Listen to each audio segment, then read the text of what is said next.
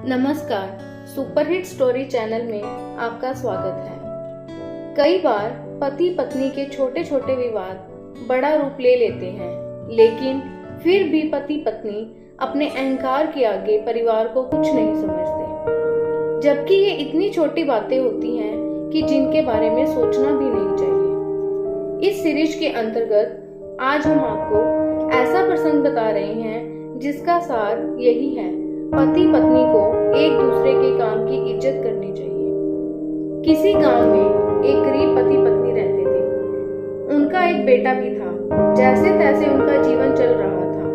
उनके पास धन तो नहीं था, लेकिन मन का सुकून था।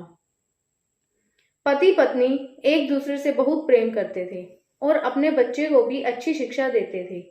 एक बार रात को पति दिन भर का काम करके आया।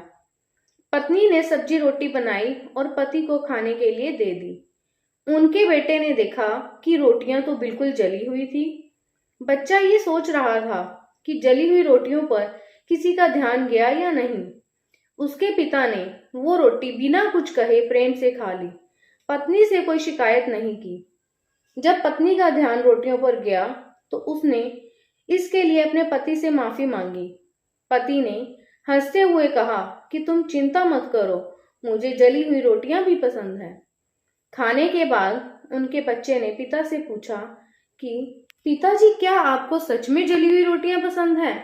इस प्रश्न के जवाब में पिता ने कहा कि बेटा, मुझे जली हुई रोटियां पसंद नहीं है। एक जली हुई रोटी किसी का कुछ नहीं बिगाड़ सकती, लेकिन जले हुए शब्द बहुत कुछ बिगाड़ सकते हैं। इसलिए मैंने चुपचाप जली हुई रोटियां खा ली। इसलिए हमेशा कहा जाता है, पति पत्नी को एक दूसरे की काम की कदर करनी चाहिए। पति घर के बाहर काम करता है और पत्नी भी दिन भर घर के कामों में लगी रहती है। पति को समझना चाहिए कि घर के काम का भी महत्व है।